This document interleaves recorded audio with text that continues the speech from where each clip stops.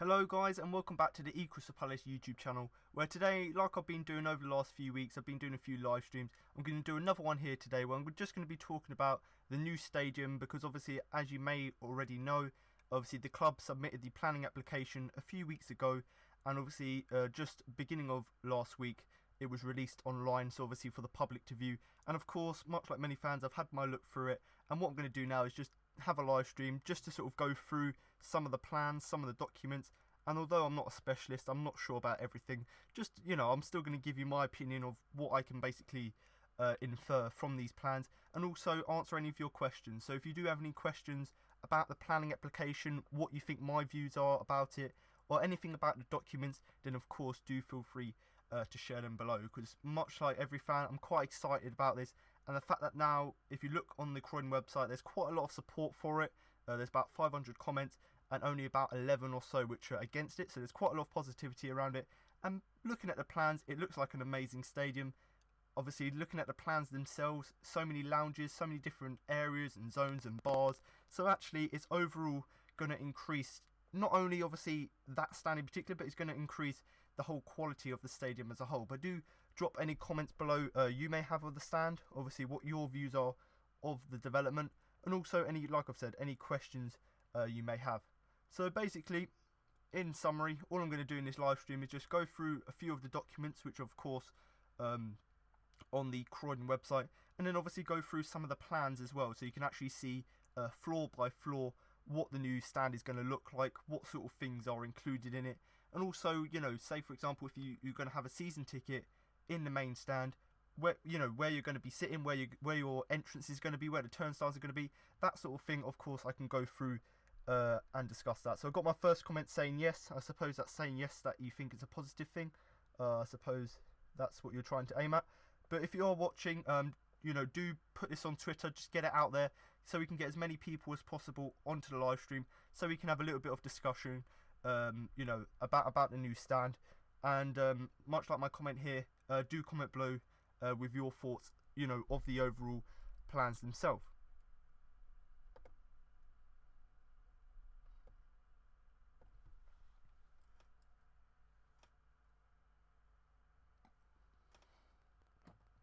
So I'm just looking on the club website now. They obviously announced this morning, even though the plans have been out for the last few days, they announced officially this morning that obviously the plans have been launched online. So I'm just going to read obviously what the club have said on their website, and then I'm just going to go through some of the documents. So they've said that Croydon Council have published Crystal Palace Football Club's planning application for the redevelopment of Selhurst Park and its main stand, and the public now may comment upon these plans. So the full application can be viewed online, and comments can be submitted on the Croydon Council planning portal by clicking the link which I've put in the description below for the consideration of the planning committee. So if you are someone who wants to get involved and wants to have your opinion heard on what you think about the stand, then do head over to that link which is in the description and post your comment on there, because the more positive comments we get, the more likely it is that the club's planning permission is going to be accepted by Croydon Council. So do check that link in the description, and of course, put some positive comments in there, so hopefully this planning application can go through. Now, a decision from the committee is expected in April 2018, and supportive public comments will play a key factor in determining the success of the club's application. So Chairman Steve Parish said, "I would urge all of our supporters who submit comments to Croydon Council to give our application the best possible chance of approval. This huge investment in Selhurst Park will provide a major boost to the borough in so many ways, including creating hundreds of new jobs, more facilities and space for our community to gather, and thousands more fans the chance to experience top-flight football at Palace. Our plans will transform the matchday experience for our fans and visitors to the borough, and by extending the pitch length, we are making Selhurst Park eligible to host international football in the future. We need a stadium that reflects who we are, how far we have come, and where we want to go. A stadium that South London can be proud of. A home worthy of our incredible support and unique atmosphere, and this great Premier League we represent. We are committed to working with Croydon Council to ensure that the application proceeds, but now is your chance to support our bid. Please submit your comments on our proposal on the Croydon Council planning portal." So like I've said, that link in the description is really important that loads of fans go over to there, because the more positive comments the club gets, the more likely their application is likely to be accepted. So do comment below with your thoughts about the development, and also do share your view, or do share the video link out to people on Twitter, Facebook, so we can get as many people as possible onto the live stream.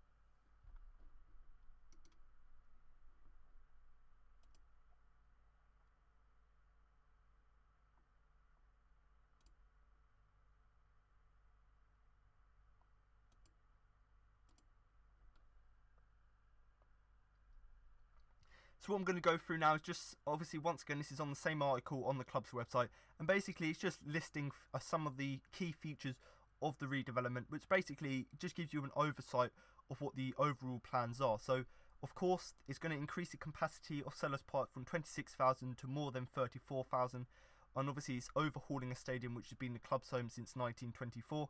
So other than sort of the building of the stands, there's actually been not much development at Selhurst Park since 1924. Obviously some of the stands were built in the late 90s, but overall it's quite an old stand. Yes, it's quite traditional, but it's now time to redevelop it, bring it up to 21st century standards, and of course that's what the redevelopment plans hope to bring. Now obviously the capacity in the main stand alone will hold 13,500 fans, with more than 10,700 of them being general admission seats. So most Palace fans are going to be the general admission, they're going to have general admission season tickets. So basically most of you are going to probably be in the new main stand, but also there are going to be quite a lot, so just over 2,000 probably. It depends on what the final plans are, but there could be about 2,000 premium tickets as well, which is obviously going to be the exec boxes, the tunnel club for example, and all different things like that. But the majority of the seats in the main stand will be general admission seats. Now obviously in terms of the building itself, it's obviously inspired by the club's rich history and obviously the roots in South London. And obviously if you look at the design of the Crystal Palace, you can see the two wings coming out either side and the arch down the middle, and obviously the different floors as well. That's obviously meant to pay homage and sort of meant to replicate the actual Crystal Palace, which was in Crystal Palace Park in Sydenham Hill. So that just gives you an idea of what the club were trying to replicate with the building of the new stand. Obviously there will be improved facilities for supporters with disabilities, which I think is a really important thing in terms of bringing Selhurst Park up to the Premier League standards of actually having enough wheelchair facilities. Obviously there'll be a substantial increase in wheelchair spaces, so obviously by increasing that, it's obviously making Selhurst Park more it's basically just making sure they're in line with the rules that the FA states for new stadiums. So whenever you build a new stadium, you have to have a certain amount of wheelchair spaces in comparison to your overall capacity. And by building a new stand and by improving some of the other stands, we're making sure that we're actually being compliant with the rules that are set there. Obviously in terms of what the community could get out of it, there's loads of new community facilities. Obviously the work that the Palace for Life Foundation does, obviously they give help in terms of health, education, sporting programs and stuff like that. So by obviously giving them facilities, they're able to help the overall community. And obviously at the moment the Palace for Life Foundation helps 13,500 local children and obviously young adults as well. So by actually building them a proper facility, we're, Palace are actually giving them the chance to actually make sure they can do their work within the community. In terms of jobs, this is going to be quite a key factor in terms of Croydon Council accepting or rejecting the proposal. Obviously 700 new matchday jobs, so that's not only good in terms of the local area, but in terms of getting the planning application put through, Croydon Council want to see that actually local people are going to benefit. So if you're creating 700 new jobs, then of course that's obviously going to be good in terms of the club getting the planning permission done, but also it's going to have a positive impact on the local community in the fact that they're obviously going to get more jobs. Obviously I'll show you later on in the plans, but there's going to be a new club museum, which obviously we haven't had one before, and although we don't win many trophies, there is a lot of history with the club, the roots of the club, different stadiums we've been to, different badges, different cup finals we've been to. So all stuff like that, the club's rich history will be in the new museum. Obviously that's just talking about South London as well as a community, that will all be documented within the museum. And obviously if you look to the left hand side of the stand, which I'll show you in a minute, next to Sainsbury's there'll also be a new retail space as well. So next to Sainsbury's there'll be another retail place, which once again will be giving jobs to the local community. And obviously it isn't just Palace, it will be another shop as well doing that as well, and obviously restaurant units as well. So the new stand obviously will have the fan zone, but within it as well there's going to be loads of hospitality restaurant units. And in terms of the fan zone, which is at Palace at the minute, that's I believe is going to be moved to the corner of the Arthurwaite and the Holmesdale. So that corner there is where the new fan zone is going to be. So there's going to be lots of restaurant units there, the massive TV, live music there. So actually overall the plans are not just for the main stand, but actually all of the stands within Selhurst as well. In terms of the pitch, they're increasing the pitch from 101.5 metres to 68 metres, and they're going to increase that by 100 to 105 metres to 68 metres, so making the pitch slightly longer to comply with European rules. Obviously that's not to say that Palace are going to get Europa League or Champions League, but I'm sure that ladies games, so you're looking at England ladies, they obviously need to have a stadium, and I've seen them play at various stadiums within London. So by increasing the size of the pitch, yes, obviously it means that Palace could play Europa League games, which is obviously not likely to happen at the moment. But in terms of making that pitch longer, more international games could potentially be played at Palace, which obviously would give the club more, it would give them more money basically. And in terms of making it longer, it makes it compliant with the UEFA regulations, and obviously it would be eligible to host tournament football. So whether it would be a World Cup, for example, if England host it, yes, it's unlikely that they're going to host it at Selhurst Park, but the fact still remains they could still host ladies football, for example, in the new stand.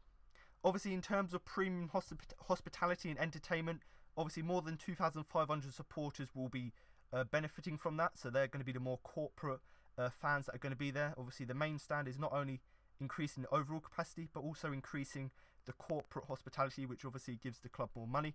Obviously there'll be a new tunnel club, as you've seen at Manchester United. The players are in the tunnel and there's a glass panel. The players can't see you, but you can see the players if you're in that lounge. Obviously that's once again the only reason they're doing that is to bring more money to the club. There's going to be about 16 to 28 boxes as well, so there's still the White Horse Lane boxes, which I believe they're just going to be done up a bit and basically just made to be more of a lounge rather than boxes. And then there's going to be new stands, about 16 to 28 of them. They will be in the new main stand, and once again when I go through the plans I'll show you where exactly they are positioned. And obviously because of this, it will give members, all these new improvements, it will give members who are in this lounge sort of a unique vantage point to the players preparing for the match, and obviously where they conduct their post-match interviews. So by actually having these boxes and the tunnel club, it's actually giving the people who are sitting in that area quite a good experience in terms of actually seeing what happens behind the doors as well. So all the corporate facilities, the fact that it's given them that behind the scenes tour obviously adds more value to it, and hopefully would generate more money for the club. But do comment below, obviously you're listening to me talk about it, but do comment below with your overall thoughts on the plans, and also do share this live stream about, so we can get as many people as possible to come and tune in.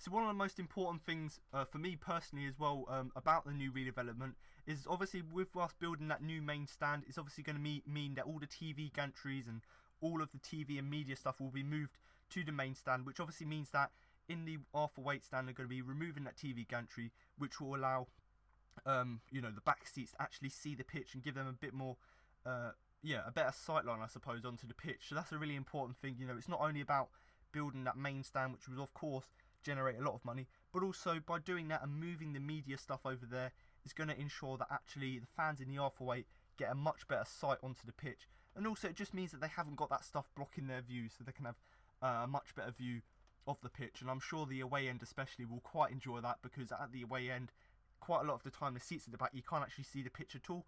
So by removing that TV gantry, it's going to ensure that all seats, if not, well, most of them, if not all of the seats, will have a better view onto the pitch. And in terms of White Horse Lane boxes, I already discussed them quite a bit, but with the new boxes going into the main stand, what they're going to do is they're just going to redevelop the upper White Horse Lane boxes and sort of put it into sort of a mixed bar slash box use. So instead of just having it as individual boxes, each with 10 seats, they're going to knock a few walls down and have sort of a lounge where you can sit on the balcony, as opposed to just having a box yourself. So all that's going to do, once again, is just getting in more money. So rather than having individual parties having different boxes, you're just going to have a more sort of lounge area where basically you relax and then go on the balcony to watch the game. So overall, I think that's quite a positive thing in terms of not only having new boxes in the stand, but also, you know, redeveloping and just, you know, doing them up in terms of the White Horse Lane end. So that's a pretty good thing as well. And do comment below as well if you are listening to the live stream, where you sit you know, where you sit at Selhurst as well, because that'd be quite an interesting point as well. I can talk about actually the area of the pitch that you, or the area of the stadium that you sit, what sort of development plans are going on in that area. So obviously that was sort of what they put on the club website in terms of their statement. They were just a few of the basically just the bullet points they listed about what the key features of the development are. But like I said at the beginning, if you do want to submit your comments, you know, so you can let Croydon Council know what you think about the plan, then there'll be a link in the description below. If you click that, you enter in a few details, and basically, you know, as fans, we want this stadium to happen. It's a good investment.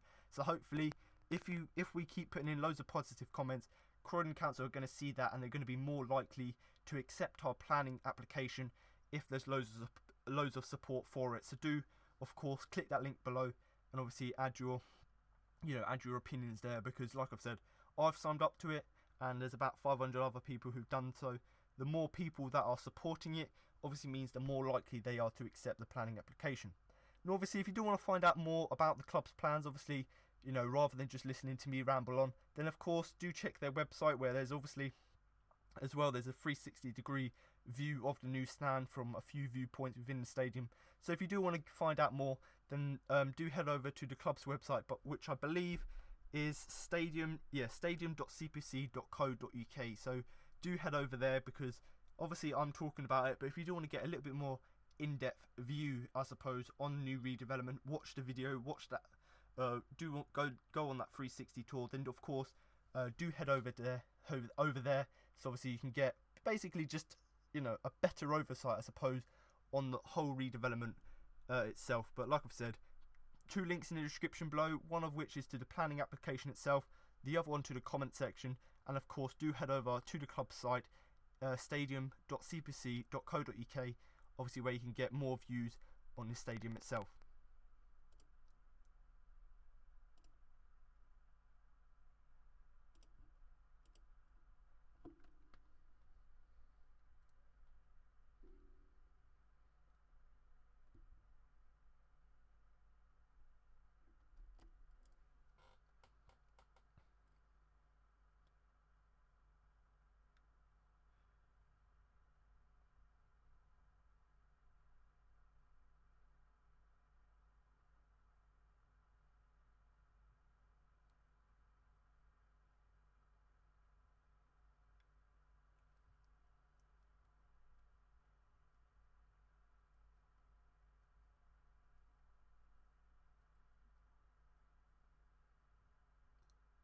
So if you are still watching the stream, do feel free to share it on Twitter and Facebook, just so we can get as many people as possible on the stream for a bit of discussion. And also do comment below with your views on the overall sort of stadium development itself.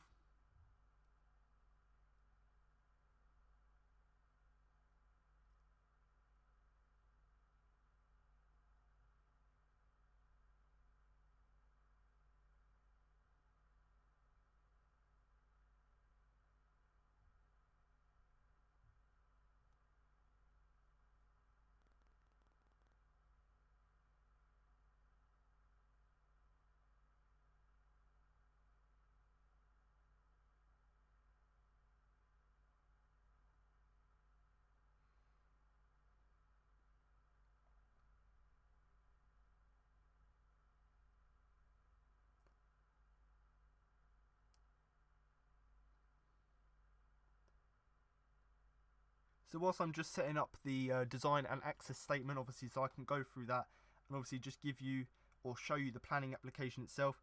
Obviously, do comment below with your thoughts on the overall stadium, and if you are still watching, do feel free to share this video, share the live stream amongst your friends.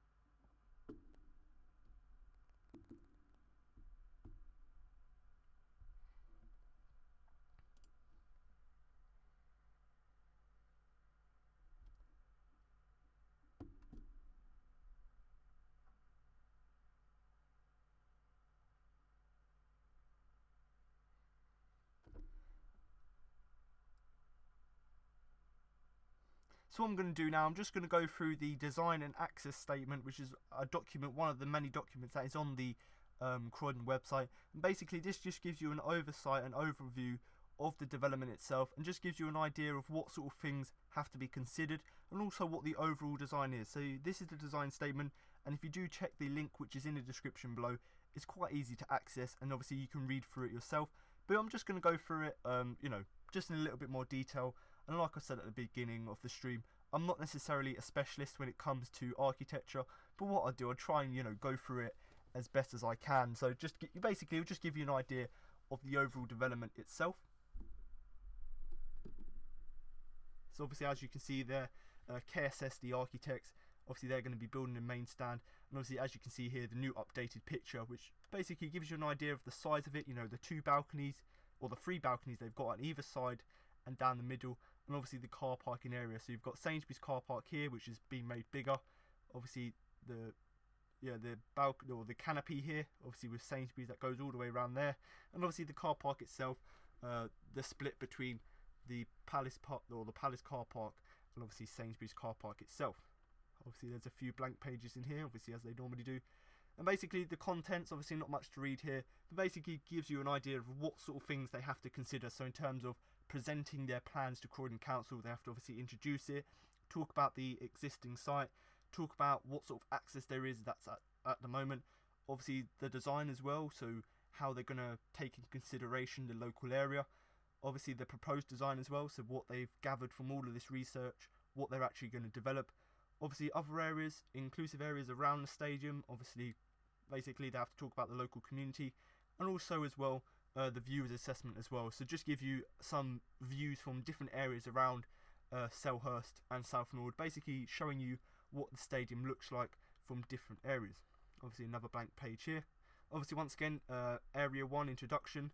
Basically this is just where KSS, they basically outline the project itself, what the club want to get out of it, in terms of the existing stadium capacity is well below what it should be for the level of club we are, and basically what the club want to do, they want to build a new stadium. And as you can see by a few of the pictures here, they want to imitate the fact that the Crystal Palace itself, the building, and also they want to keep within the club branding in terms of having the red and blue stripes with obviously that bold text. So once again, a few of these design ideas, that's what the club want, and obviously that's what the club are going to incorporate into their overall design. But as you can see here, the client is obviously Palace, the architect is KSS, Mac MacDonald is obviously the engineers and the people who've dealt with the transport reports.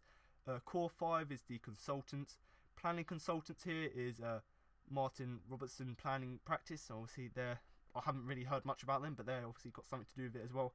And then the engineers is Me Engineers as well. So just give you an idea of who's involved with the plan. And as you can see with the pictures here, that basically demonstrates what sort of ideas they want to actually incorporate into the overall plan. In terms of stakeholders, so people involved, you've got Greater London Authority, obviously London Borough of Croydon, Transport for London, Design, counter-terrorism meetings. All of these people, they've got to actually consult in terms of getting the best thing about a stadium. And in terms of the design itself, they obviously have to meet certain standards, and as you can see by the numerous documents here, when building a new stadium you have to comply with all of these.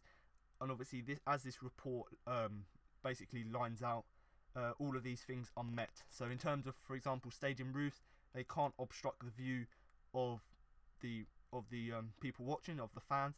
And in terms of stuff, for example, like the Champions League manual, the pitch has to be a certain size, and obviously hence why the club are making the pitch wider. So obviously they have to take these into consideration, and they've done exactly that.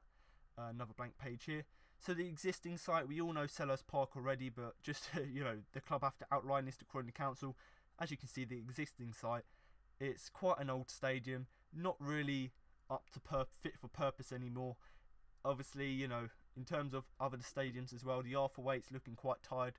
The Homestell is alright, but for example, the porter cabins there are areas which Palace really should develop, and they've done that. Obviously the car park itself is going to be made smaller, but obviously the club are going to replace a few of the spaces here and there. And obviously the overall design as well, as you can see, it's quite an old stadium, quite small, so the overall plan of it is to obviously upgrade the overall capacity. So as you can see here, the existing site here, views from the different stands. So overall there's not really going to be much impact on the White Horse Lane stand, but in terms of the Arthwaite, Homestell and main stand, there's obviously going to be major developments around them. So once again, I'll go through these plans later on. Obviously in terms of the arrangement at the minute, we already know this, but you've got the fan zone, the main stand, Homestell Road, Arthwaite, White Horse Lane, you've got Sainsbury's, and then you've got the two car parks as well, and then you've got the club shop and Crystals. So in terms of the plans, the club shop is going to be handed back to Sainsbury's, I believe. So I don't know what Sainsbury's are going to do with it, whether they're going to rent it out, or whether just the fact that the club shop is just going to be left there, and Sainsbury's might take it over and put it as offices. I don't know. And in terms of Crystals, I'll show you on later on in the plans, but there's actually a plan in, I think it's the third floor, the second or third floor, to actually put a wall or put a doorway and a corridor that goes through from the main stand to the Crystals nightclub. So they're looking at possibly bringing the Crystals back, doing that up as well as obviously the club shop and the main stand. So overall, just creating a flow from the corporate area, they can go to the nightclub.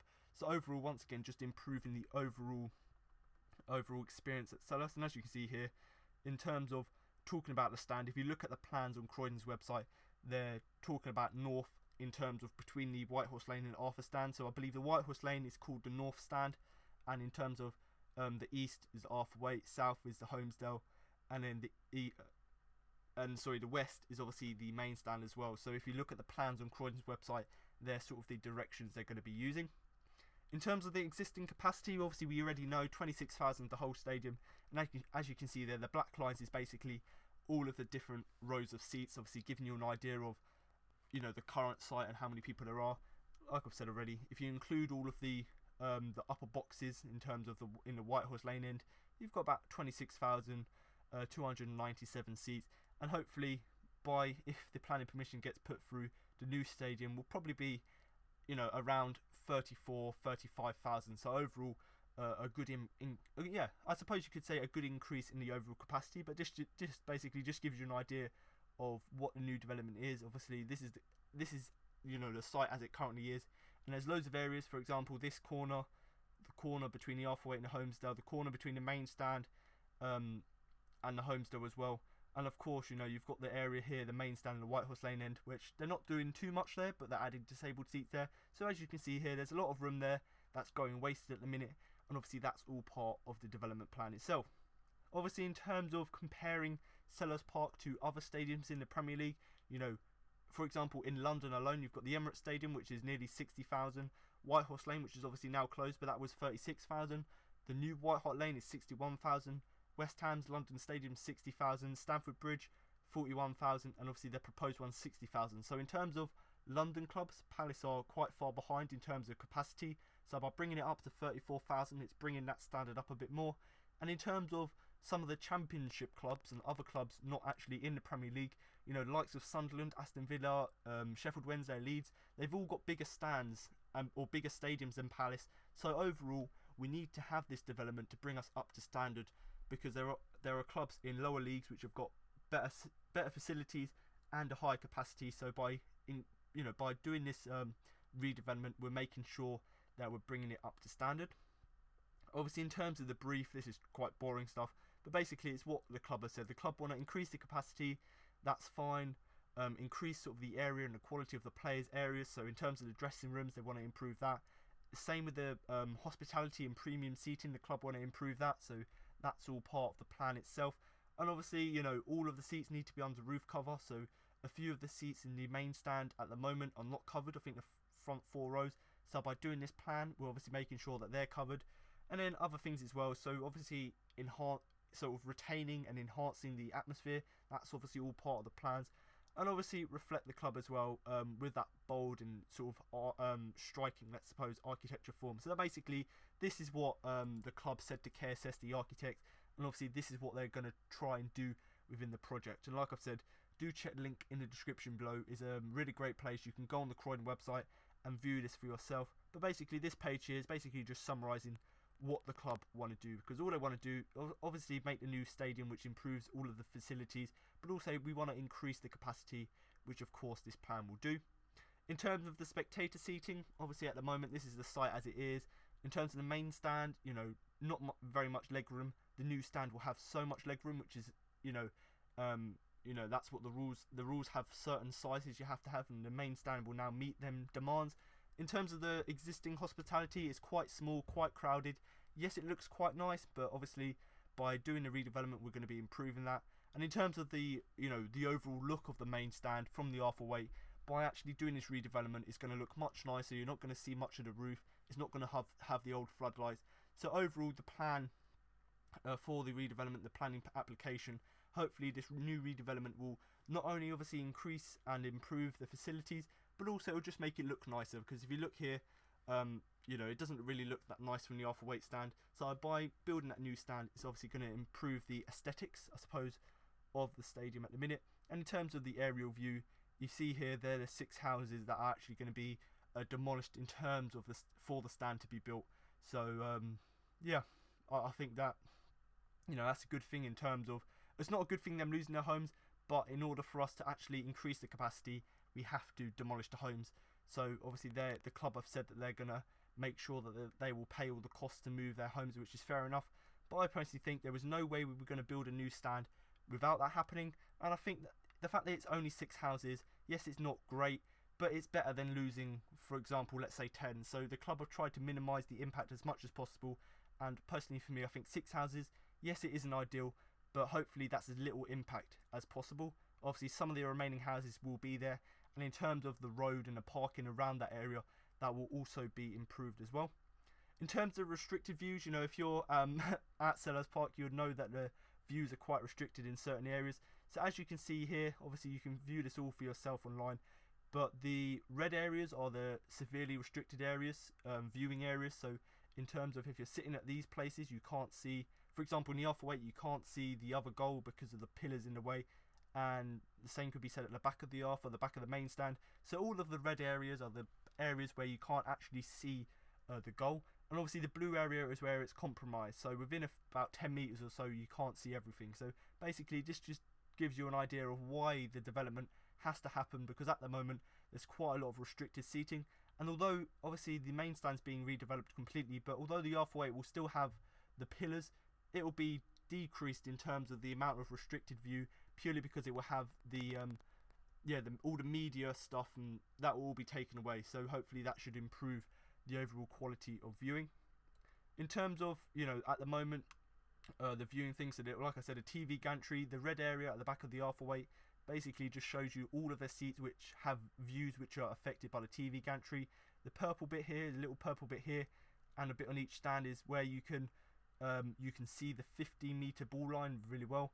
And in terms of the yellow bit, that's where you can see the 18-metre ball line. So basically that just gives you an idea of from which parts of the stand you can actually have the best view. So in terms of the stand itself, yes, it isn't ideal that the TV gantry reduces the visibility, but if the plans can go ahead and the planning permission is accepted, that will obviously enable the people at the back of the Arthur Waite to get a better view of the overall of the pitch itself. Obviously, in terms of the existing stadium, obviously here's the main stand at the minute. Obviously hospitality and the concourse is all here, as you can see. But in terms of restricted views, they can't see the 18 metre ball line, obviously because the roof hangs down, and they can just about see the 15-metre line midway through the main stand as well. So overall, the viewing isn't necessarily that great. In terms of the homestay, once again, that is perfect sightlines there. Obviously, with it being a slightly more modern stadium, they can see the 18-metre ball line from the top of the stand. Obviously, the top of the lower, you can also see the 18 and 15-metre ball line, so there's no problem there. But if you compare that to the main stand and the Arthur, there is considerable differences in terms of the viewing. So hopefully, the new stand will improve the overall viewing there.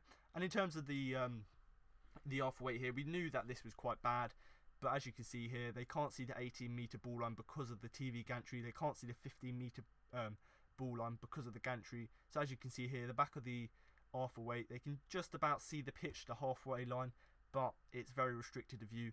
And in terms of the White Horse Lane end, the exec boxes can perfectly see that, so there's no real problem there. So that's not really a major part of the development. So existing access, so basically just this section just gives you an idea of how people get there. And obviously for Croydon Council, they want to know that if you increase the capacity of the stadium, that people can get to and from it, and by obviously including how people can get there at the minute, that will obviously be quite useful for them. So as you can see here, obviously you've got the main roads, you've got the free stations. So in terms of that, Croydon want to see how fans can get to and from the stadium, and obviously the fact that we've got free stations and the fact that there are obviously loads of main roads which they could run more buses, for example. By actually showing that, it's obviously allowing the club to tell Croydon how they can get 34,000 fans to and from the stadium with ease. And obviously that just gives you an idea of what the access is at the minute.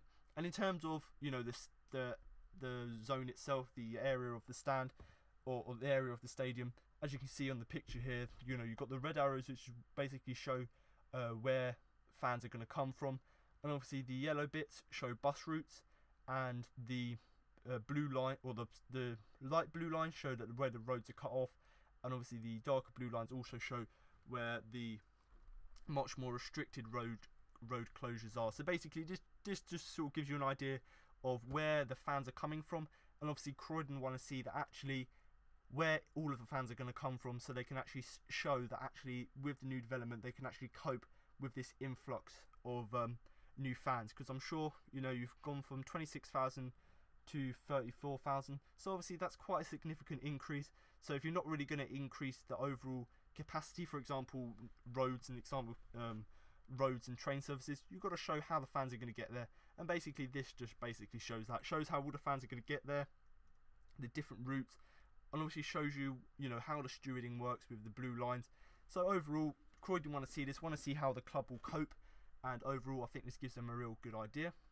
In terms of matchday access, so this is at the moment what they say. So you've got 4,000 people coming down from the White Horse Road. You've got 35,000 coming up White Horse Road. You've got the Homesdale Road. You've got about 8,000 people coming up, and in terms of coming from South Norwood, you've got about 9,000 as well. So that just shows that actually there's not that much difference in between people coming from each area, which shows basically there's quite a, you know, there's quite a good split, let's say, between different areas. Yeah, between the different areas of the stands. And as you can see, the bits that are highlighted in blue shows where there's quite a lot of queues, quite a lot of overcrowding. So by increasing, or by obviously building the new main stand, and by improving facilities in the corner of the Homesdale and the corner of the Arthur and the Homesdale as well, by increasing or by improving the facilities there, obviously the club are enabling more people to get in that way, which hopefully in the areas of blue should obviously get rid of the queues. But if you're still watching the stream, do keep your comments coming in, what you think about it, and also, you know, do share this video around so we can get as many people as possible onto the live stream. So moving on to the next bit, obviously this shows you know, how people can get out of the stadium. So obviously the blue lines shows how the away fans can get out, so they can obviously go out of the away zone and can go down to Fulton Heath station, or can go on the bus back up to their own stadium. And in terms of other ways out, so you can show there's, you know, 3 or 4 roads you can go to South Norwood out of the stand. You've got three roads which you can go to Selhurst. So as you can see here by the diagram, you've got loads of areas from which fans can go, and hopefully by showing this to Croydon and showing that actually not all fans go one way, so there's quite a good spread, so overall there shouldn't be that much of an impact, is obviously a good thing in itself. Obviously another blank page here. So the design, obviously this is one of the most important bits, and people are most going to be interested about the design and obviously what the club had to consider when they were making a design.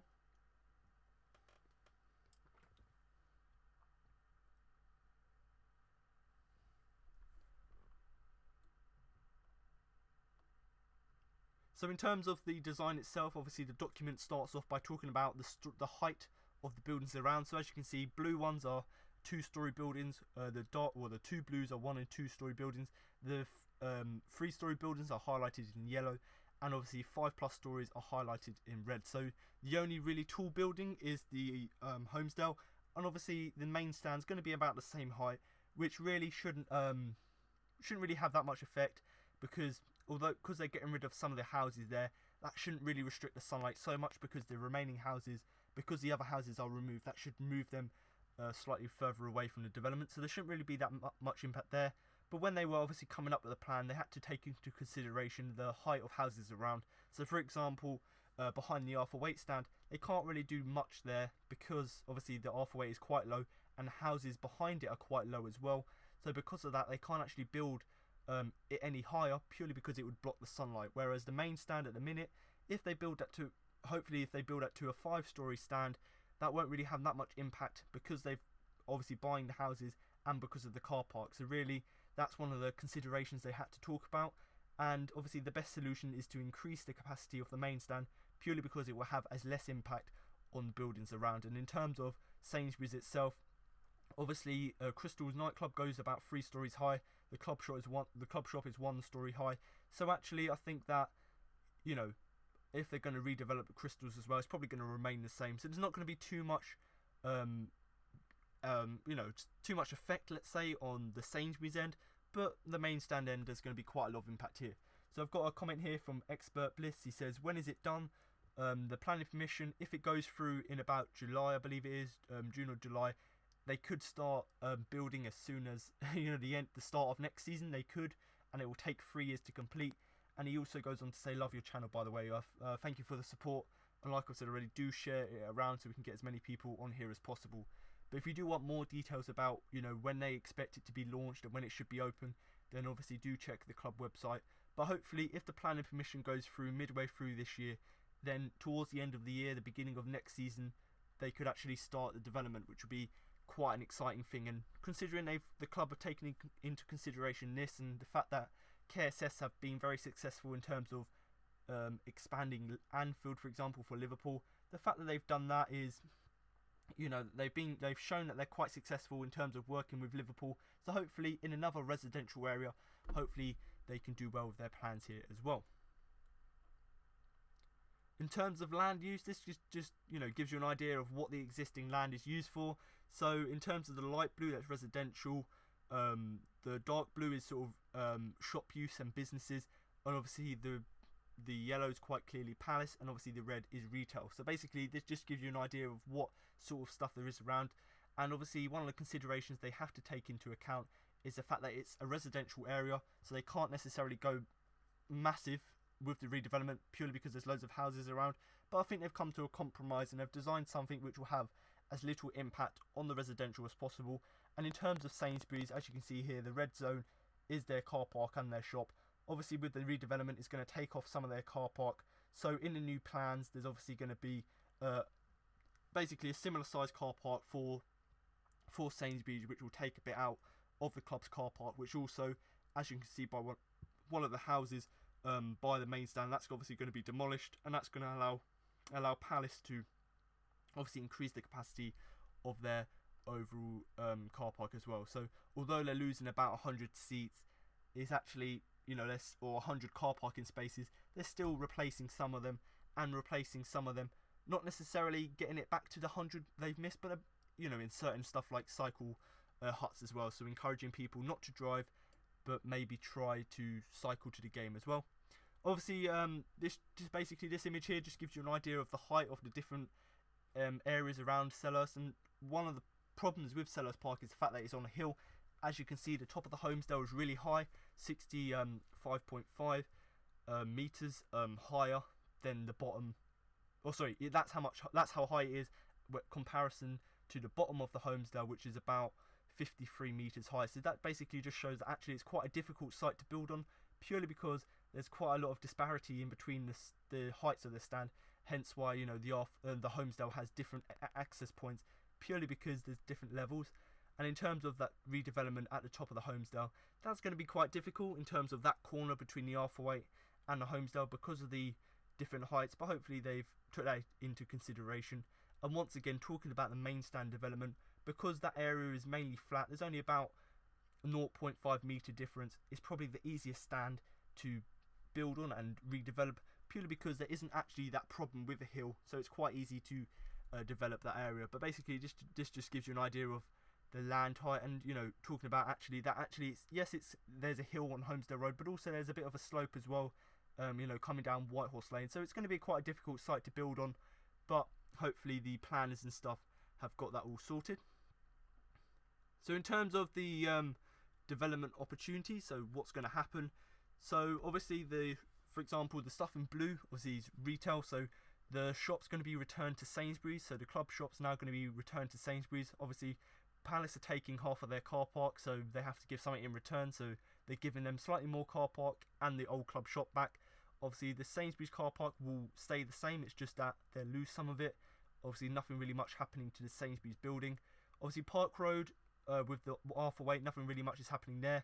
Obviously, the corner between Park Road and Homesdale Road, obviously that little corner there between the Arthur and the Homesdale, they're redeveloping. So that would obviously be one of the areas which is going to be quite key. And in terms of Wooderson Close, they're losing about 6 houses there, which will allow Palace to A, make the stand bigger, but B, also replace some of the car parking they're missing. And in terms of the site itself, as you can see, the blue bit is the existing stand. What they're going to do is, as you can see with the blue arrows, they're going to start building from behind whilst the main stand is still in use, which basically means there's no disruption. They won't lose money by having the main stand closed. So hopefully, by retaining that, it's going to obviously not lose the club any money, and also it's going to enable us to still have the stand open whilst we build behind it. And like they did at Anfield, I think there'd be maybe 2 or 3 weeks where it's shut for the beginning of the season, where they're just, you know, basically just demolishing the old stand and building the new stand, you know, where it is. So obviously it's going to be built behind it, but eventually they're going to build it behind it, and then eventually they're going to demolish the current stand and incorporate that into the new design itself. So as you can see here, the picture here basically giving you an idea of the bits that are going to be developed, and obviously where the building site, as you can see with the dark blue arrows, where the building site is going to be. So in terms of properties, obviously, which are going to be demolished, as you can see highlighted in red are the 6 houses that are going to be demolished. Obviously, the club are going to compulsory purchase them, and the club have put out a statement. You know, Croydon Council were quite worried in terms of losing all of this housing, but actually the club has said that they're actually going to pay for 6 houses to be built on another site. Yes, it isn't the same as their current houses, but the club have promised to the homeowners that they're actually going to cover the costs, which is great to see. And that's obviously going to look good for the council, because if the council see that the club are willing to help the residents, then obviously that's going to help us to push through, push through the planning permission. Obviously, if we show that actually we're going to help these people as much as possible, and we're going to provide them with a new house to live in, then of course that's going to look good itself. So once again, the red houses are the ones that are being demolished. So in terms of buildings that have to be tested, obviously, as you can see, the ones that are in yellow, so these are the houses which are going to be they're going to be affected by sunlight, they're going to be affected by the floodlights. So as you can see here, the ones highlighted in yellow, obviously on a match day there's going to be quite a lot of light coming from the stadium, obviously with the floodlights. So they've just got to test a few of these houses here just to see what the impact is, and obviously just to see stuff like noise as well, whether the new stand will restrict their sunlight, whether their house will obviously be in a shadow, and obviously all of these things have to be taken into consideration. But hopefully the new stand, because the back of it is made of glass, that should allow all of the sunlight to come through, and actually it wouldn't really have effect on the houses, purely because that bit of glass will allow the sunlight to travel through. And as you can see here, the current main stand was there in 1924, so you can see how old it is. You can see actually why it needs to be redeveloped.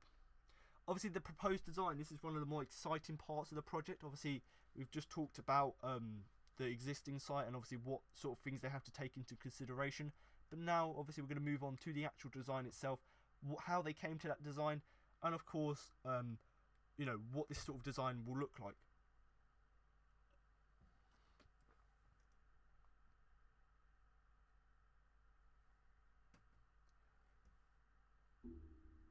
So just to go through the proposed design here, obviously just giving you an idea of what it is. Obviously here's just, basically talking about what the type of building is, what the land use is, what sort of opportunity there is here. So basically this is quite a boring part, but if you do want to read it, then of course you can check the link in the description below.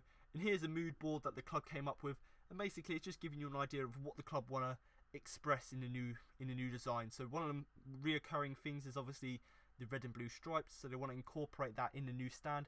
So of course, as you'll see in the plans later on, the new stand, when it has all of it sort of not necessarily cladding, but all of the signage and stuff, the signage will be in sort of the font, as you can see here in the home style and the Arthur Waite.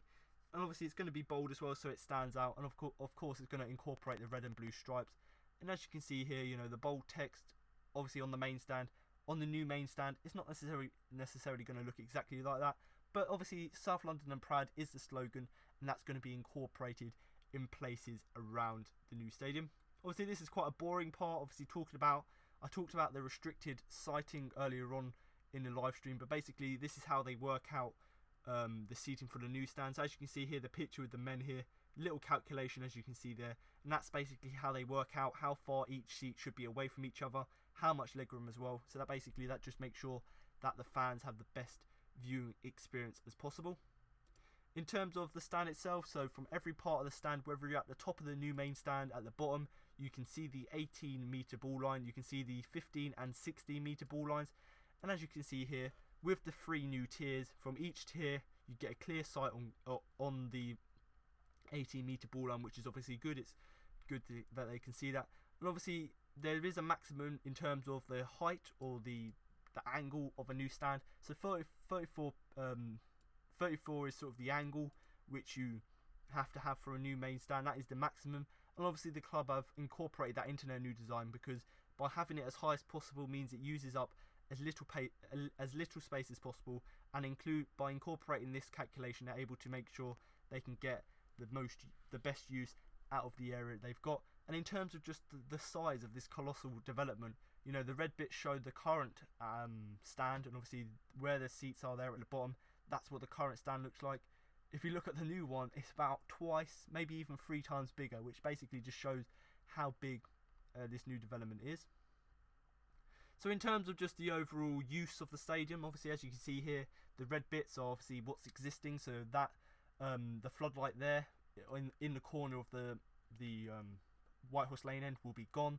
Same with the main stand, obviously that's going to be demolished. And basically this image here just gives you an idea of how they came across their ideas. So the first one here, this is their first idea in terms of having the player stuff, the concourse, the hospitality, the boxes. So that was sort of 2 tiers. Obviously we have a lower one here which is out of bounds, that's for the TV and stuff. Then they redeveloped it slightly more, so in terms of having the players section slightly lower down, which means they could have bigger sections for the ground floor and stuff. Then the next development they came was having by having the top tier, or the top tier hang slightly longer, which they could have seats underneath it. And then they came to another one where they added a 3rd tier, which is obviously where all of the boxes are going to be. And then obviously the final design here has got obviously the top tier, you've got your middle tier where the corporate stuff is, and then you've got the your normal tier itself. So these basically just different sections of the stadium, which basically give you an idea of how the design is developed over time, because as you can see there's 5 floors, 3 tiers, obviously with the middle tiers being all of the corporate stuff. So as you can see here, you see how the designers developed over time. And here basically just gives you an idea of how the designers developed over time. So in terms of you've got your original tier, which is where the main stand is at the minute. Then you add the seats behind it, and obviously adding seats and the building in the corner. And then obviously after that you've got your upper tier as well. So you fill in the corners, then you have your upper tier. And then in order to keep capacity big, rather than just having a box stadium, in order to increase capacity without actually having to have massive bulky corners, square corners, you make it round, so you have loads of capacity at the top, and then at the side you're keeping it as narrow as possible, so it's having as less impact as the existing or for the existing buildings there. In terms of the seat bowling effect, as you can see here, this is the current stand. So you've got Sainsbury's here, you've got the main stand here, you've got the corner between the Homesdale and the main stand. So the new bowl shape, obviously you can see the top of the top of the main stand there. The new one's going to have a bowl shape, so it's going to be quite big, significantly bigger than the current stand. And as you can see here, the more seats are, there's more seats as you get to the top, which once again, by putting more seats in the middle than the corners, obviously creates less impact on other owners, obviously around the site. Obviously the corner here between the White Horse and the main stand is going to be filled in. There's going to be an access point underneath it, obviously where ambulances and the lawn mowers can get to the pitch. But also obviously that's going to be where all the disabled seating is, so they're filling in that area to enable disabled seating to be there. And in terms of the Homesdale and the main stand as well, that corner is obviously where they're going to join up the two stands, so you're going to have connections which go from the main stand lounges to the Homesdale Road lounges, so that's obviously going to be good in terms of moving in between the two stands. And obviously it's going to fill in the corner as well, so the bottom of the bottom stand of the Homesdale will be connected to the bottom tier of the main stand as well, which shows that once again the two stands are being incorporated together. In terms of the scale here, I'll show you some of these cross sections later on in the live stream, but basically gives you an idea of the size of it. So the red bit here is obviously the existing main stand, and the new one is going to be significantly bigger than that, obviously with the massive roof there, with that massive arch there just to hold it up. And in terms of the floors, you've got 5 floors, right? So this is the cross section of the middle of the stand. So you come in, you've got the hospitality there, you've got the mezzanine floor, I believe you call it. So basically just your floor where there's a stairway. So you walk into your hospitality, you go up the stairs. So as you can see here, the stairway and lift as well. We're going to have, I believe there's 8 lifts in the new development, so it's quite good. So there's going to be all the lifts there, so obviously people from hospitality go up to their receptions, their lounges or their corporate areas. Obviously as you can see here, there's lower concourse as well, so but this is for the general admission seats. You've got the boxes as well, so you've got 2 boxes here on the 4th and 5th floors, which basically just give you an idea of the corporate side to it. And as I was talking about earlier, you've got your main tier here, you've got your little middle tier here, which is where all the corporate boxes will be, and then you've got your main tier here at the back. So obviously there's going to be floodlights at the top there, and then different tiers here. So basically if you want to look at it yourself, then do feel free to do so. But yeah, that's quite an exciting thing. Basically just gives you an idea of what the different areas will be. So in terms of this, you've got all the players' facilities there, you've got the hospitality as well, and obviously you've got the different levels as well. So you've got the general admission seats will be on your 2nd and 5th floors respectively, so that's where most people will be. And then obviously the people in the premium hospitality seats, they will also be in the other areas as well, because the main point of the main stand is, yes, increasing overall capacity, but mainly all about the corporate getting more money. So the majority of the lounges and stuff will be corporate, so obviously that just gives you an idea of what it will look like. And obviously here is all of the different plans. So you've got your ground floor, the mezzanine, you've got your level 1, level 2, level 3, level 4, level 5. So basically that just gives you an idea of what sort of things are included in the new plan. And later on I'm going to go through each and every one of these little semicircles here, basically just showing you what each level of the development will look like. But basically this little image here basically just give you an idea of what each level will look like. Obviously here, basically just a few stats here. Obviously this is what the new stadium will look like. So it will obviously have a capacity of about, or the main stand itself, 13,500. And obviously the White Horse Lane stand will lose a few seats, but it will gain loads of disabled seats, which is a good thing for me. Arthur Waite stand won't lose any seats, but obviously it will, well, I say it won't lose any seats, but it will gain seats in the corner. So between the Arthur Waite and the Homesdale, they're connecting that corner up, so there'll be more seats there. But obviously that will probably be included in the Homesdale Road end. Obviously Homesdale probably be the same, but once again, the connection between the Arthur Waite and the Homesdale will increase the capacity, same as the connection between the main stand and the Homesdale as well. That sort of connection will give increase in seats as well. And as we've seen with Tottenham Stadium, they've constantly, over the last sort of few months, they've constantly been adding a few thousand seats here and there to increase the capacity. So this is only approximate, so maybe if they find a way to incorporate maybe a few hundred, maybe even another 1,000 seats, then of course, you know, that little improvement will of course increase the overall capacity, which would be quite good. So nothing's really confirmed at the minute in terms of the exact seating number, but obviously it can change. So we're looking at about 34,000, but it could even reach that 35,000 mark if they can find a way to incorporate more seats. So whether that will be more corporate seats or whether that be even filling in some of the other corners, obviously we'll have to wait and see. Obviously, in terms of the appearance, obviously the club said in their brief that they obviously wanted to incorporate the club's history. So that's obviously with the badge, and in terms of the middle of the stand having that massive eagle, obviously in that arch, and obviously the design itself, as you can see on the screen here, you've got the Crystal Palace itself, the building, but in terms of the arch, obviously that's where the massive eagle's going to go in that arch there, and then either side you've got your different levels. So you've got this single bit here, you've got another bit here coming out, another bit here. So actually that sort of design has been incorporated into the main building design, because if you look at the actual design of the main stand, the new main stand, where it's got the different corporate boxes, the bits that stick out, the bits of glass panel, they're sort of trying to mimic the actual main stand itself. So quite interesting there.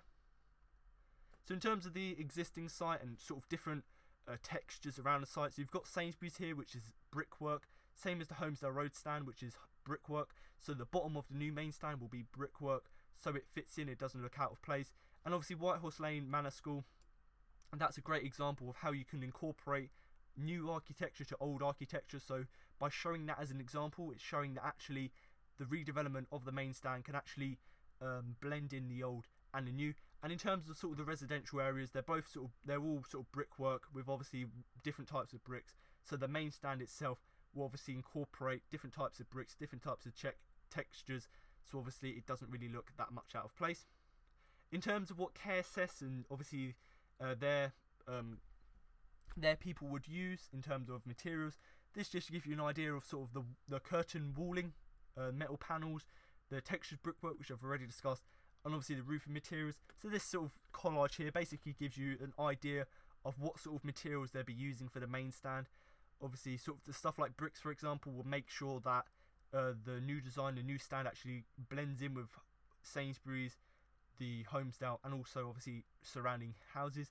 And obviously the metal panels as well, as you can see, they can be put in a pattern which also would make the stand have that sort of wing look. Obviously, as you can see, the two wings, so by cladding that, they'll obviously make it look quite nice. And obviously the roof itself will be quite a see-through plastic or I don't know if it's plastic, but it'll be quite a see-through material, obviously to allow light to come onto the pitch. So that's quite interesting there.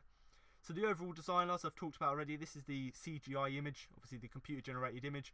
So once again, talking about the design itself, so you've got the main arch there, obviously, which is mimicking the Crystal Palace. You've got the badge there, which represents the club's history. You've got the two wings there of the eagles, obviously once again with the metal cladding, which will hide what's behind it. So that is where the stairways are. So obviously that cladding will hide the stairways, making it look quite nice. Obviously the brickwork as well will make sure that the building blends in with obviously the existing Homesdale Road, and of course Sainsbury's as well, and houses belong it. And obviously you're going to have the glass front as well, which will allow as much light in there as possible, obviously into the lounges, and also the bit at the top with that little bit of glass by the stand, that will obviously allow sunlight to come into the houses behind. And the only bad thing about this image is the fact that it's got loads of people there. On a match day, only half of that space is going to have people in it, because the rest of it's going to be a car park. So this is one of the older images, but the newer images clearly show that actually there's not that many people there. It's actually going to be the fan zone and then the car park all around it. But basically this just gives you an idea of what the design is going to look like. Obviously the different materials, brick, metal, glasswork, and obviously as you can see, there's 3 balconies. You've got one on either side with one massive one in the middle. So all of the premium hospitality, they're going to be paying extra to obviously to actually be able to get on these balconies. So once again, having these little features, which obviously not many clubs have in terms of having a balcony, will obviously be a USP for the club, and obviously hopefully would generate more money. So in terms of, you know, the overall architecture, I already discussed this already, but in terms of the building itself, as you can see here, you've got you've got the arch, which obviously replicates the Crystal Palace, and in terms of, you know, the brickwork or the glasswork of the new main stand, as you can see here, you've got your 2 areas here where it goes up, goes down, and that's sort of mimicking the actual Crystal Palace itself. So as you can see here, they've actually incorporated the actual Crystal Palace itself in terms of its design and obviously the shapes of it, and they've also incorporated that into the new building, so which is actually quite nice. So that's the thing they wanted to do, and that's one of the things they're going to say to Croydon Council, is actually this is meant to mimic the actual Crystal Palace, and obviously that would be quite a good thing. So as you can see here, this is what the concept image, what it will look like, and as you can see here, the different areas are meant to mimic the actual Crystal Palace. So in terms of what it will look like, so in terms of when you're heading to Selhurst, obviously if you come from Holmesdale Road, this is what you will see. You won't really see much of the new main stand, purely because it's on the other side. If you get to the bottom of Holmesdale Road, to the middle, where obviously you can get access to the car park, this is the second image is what you will see. And in terms of the third image, if you're coming up from Selhurst station, that's what you will see. In terms of getting into the site entrance at Holmesdale Road, obviously once again the image showing that the house is there, that's what you will see from Holmesdale Road. You turn into the car park to get to the fan zone, obviously that's what you will see there. You've got the new security hut there, you've got a few trees and flower beds. Obviously one of the things that the club want to do is obviously increase the sort of look of the environment. And obviously as you're walking down the ramp, as you can see the side of the Holmesdale there, loads of glass panels obviously for all of the corporate stuff, and obviously an entrance into the Holmesdale there as well. In terms of the other pictures as well, so coming into the plaza, so you're walking down the ramp alongside the side of the main stand, so there's a ramp there for obviously anyone that doesn't want to get on the road, but you can of course walk down the road there, and as you can see here, the side of the side of the main stand which connects to the Holmesdale looks quite good. Obviously once again the brickwork at the bottom gives you an idea of how it's going to blend into the surrounding, and as you can see here, you get to the club shop here and you've got the brickwork here with turnstiles where you can get in there. So in terms of another view here from Whitehorse Lane, obviously as you're walking downhill, obviously you can't really see much there, obviously because of all the housing and the hill, so you can't really see much there. And then when you get to the bottom of the hill, you can see slightly more of the stadium there. In terms of the northwest approach to the plaza, so when you're coming from Sainsbury's, obviously you can see the retail block, which will be at the bottom there. You know, there's no details yet as to what will be there, but presumably it'll be maybe a food shop, maybe it'll be another clothing shop. We don't know what it will be, but that's obviously a place where they're going to allow people to go. Obviously a shop which the club are going to rent out. And as you see, as you go around to the plaza, you've got the shop there, and then you've got the ticket shop there, then you've got the corporate stuff, and then you're in the zone where the fan zone will be. So that just gives you an idea of the site overall, what it will look like from different angles. And as you can see here by the image, you've got the site plan, so you've got Sainsbury's there, you've got the Whitehorse Lane, you've got the Arthur Waite, you've got the Holmesdale as well, and then you've got the main stand as well. So just giving you an idea of actually what the site is looking like. And as you can see here, the images to the side there, as you come down Whitehorse Lane, that's what you will see. And when you come to the plaza, you would walk down here, and as you can see, this little corner here is where the retail stuff will be. And obviously as you walk along here, you've got the club shop, you've got the museum, all the hospitality stuff. So basically just an overall, them images giving you an overall idea of it. And obviously within the plaza, obviously there's going to be food, drinks, you know, loads of, I think there's a football pitch as well, so there's going to be quite a lot going on there before matches. And obviously this is what you will see. You'll see the stand there. Obviously, you know, once again, all of the entrances there, and where the brickwork is, that's where the turnstiles will be. So in terms of what you will see, so the main building itself, as you can see, the bit highlighted in yellow is where the brickwork will be, and that will be maintained throughout the whole of the lower levels. In terms of just a sort of sketch here, of which basically just shows you what it will look like. Obviously you've got the museum in this section here, then you've got your turnstiles there, which obviously will have the club slogan and the eagle logo as well, and obviously the club shop next to it as well. So giving you an idea of what the fascia will look like in terms of having the brickwork here, and then under the balcony you've obviously got the club shop. Obviously the south fascia as well, obviously this is what they plan for it to look like in terms of actually once again having that club's logo there, and having the massive area to get into the Holmesdale and the new main stand there. And in terms of the north area as well, that's sort of what they want to look at. You know, they want to, in terms of having the bottom bit made out of brick, and then the top bits sort of to make it look like and match the stand that's there in a minute. So they don't want everything to stand out, they want everything to blend in and actually look alright, and hopefully these plans will do that. In terms of the materials as well, you know, you've got the different types of concrete, which is obviously what they're going to incorporate. You've got different types of glazing, so as you can see here, you've got the concrete, you've got the brick cladding, You've got glazing as well in terms of the glass, and you've got your metal cladding as well. So overall the plans look quite good.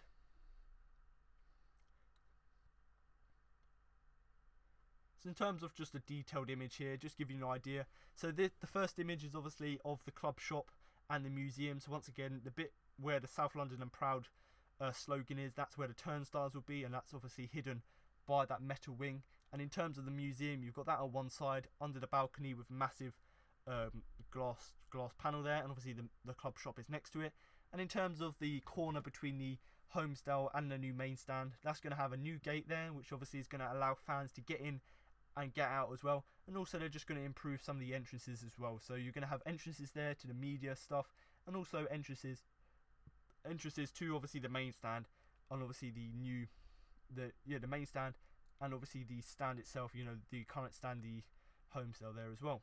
So in terms of looking at it from the car park, obviously this is what it's going to look like. This is the updated image, and as you can see here, you've got the fan zone there, obviously with these massive plant pots here, which will have seating areas, as well as having like all the food and drink in these areas. And of course Sainsbury's car park is going to be kept there, because actually it's quite important, because obviously they've got their shop there, and also it's a place where fans can actually travel to the game and park their car. And in terms of the corner here, once again showing that actually how the brickwork blends in with the Sainsbury's thing, just to make sure that everything blends in quite well together.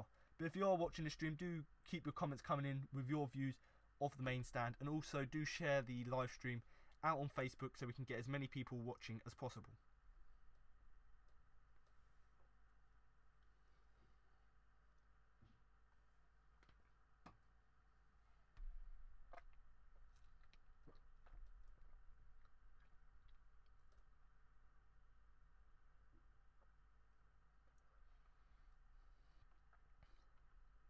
So in terms of the external landscape, so obviously what the car park and what the outside of the stand is going to look like on the match day, this sort of image here gives you an idea. So along the edge of the main stand, obviously you're going to have the walkway where obviously fans are going to be under the canopy walking to their turnstiles, or the museum, or the club shop, or whatever the shop will be in the corner with Sainsbury's. And obviously parallel to that road, or to that path, is the road as well. So the team coach will obviously come down this road, past all of the barriers and stuff, and obviously right in the middle of the stand, that's where the players will enter. So of course, by building a massive walkway, and obviously by moving the players' areas to somewhere which is more designed to cope better with the fan coach coming in, obviously that's a good thing to see. So as you can see here, you've got the fan zone, the plaza there, but obviously you've got a certain zone where the team coach can park, and by actually just making an area which is more fitted for that, and in terms of actually the players coming off, will be a great thing. And in terms of the car park here, you know, I've talked about Sainsbury's losing a bit of their car park, obviously in order for Palace to build a stand. What they've done is they've just given, basically Palace have given them slightly a bit more of their car park, and they've basically decreased Palace's car park here. So as you can see, this little strip here is where all of the corporate stuff will go, so where the likes of Steve Parish and a few of the players will park. And in terms of here as well, you've got a little bit of extra seating there, or sorry, a little bit extra parking there. And of course, on a match day, you're going to have loads of TV trucks and stuff, so the bit along the back here and that corner here will all be for the TV stuff. And right in the middle, this would normally be a car park on a non-match day. On a match day here, you've got two fences here which come across to shut off the car park and to the fan zone as well. And also you've got a few of these little huts as well. So you've got a drinks hut, you've got a food hut as well. So they would normally slide across to open up the car park. On a match day, they're slide across, shutting off the car park and the fan zone, allowing a place for the fans to go. And in terms of the fan zone itself, like I've said, it's got food areas, it's got the seating areas, and as well it's got the football pitch and netball pitch. So obviously, once again, community facilities, but also areas of which the club can use. Obviously, on a non-match day, it's basically the same. Obviously, you've got Sainsbury's car park there. Obviously, the outline of the road will still be open, so it'll be a good access road in terms of getting from Whitehorse Lane to Homesdale Road. So obviously, you can go around that road. And in terms of just on a normal match day, the two food huts will slide across, opening the car park, so you can get a throughway pass. And of course, the two fences here and here, they will obviously slide across, which will open up the car park so you can go into it. And obviously, when the lorries are not there for TV, all of the area along the side fence will of course be used for car parking as well. And obviously, yes, they're getting rid of about 100 car parking spaces, but they're also replacing it with cycle parking as well, which is obviously a good thing, trying to promote people cycling to games. So as you can see here, there'll be loads of barriers, loads of stewards, obviously splitting up the fan zone, and obviously it's proved to be popular at the minute. So by building one which is a little bit more fit for purpose, a little bit more well designed, and obviously one that can actually still be used as a fan zone as well as a car park, so it's not using up space like the current one is obviously a good thing. So in terms of what they proposed, I looked at this earlier on, but basically this little diagram here, waiting for it to slide down, basically gives you an idea of what they're proposing, where the most fans will come from. So basically they're predicting that most of them are probably going to come from Norwood Junction, about 12,000 fans.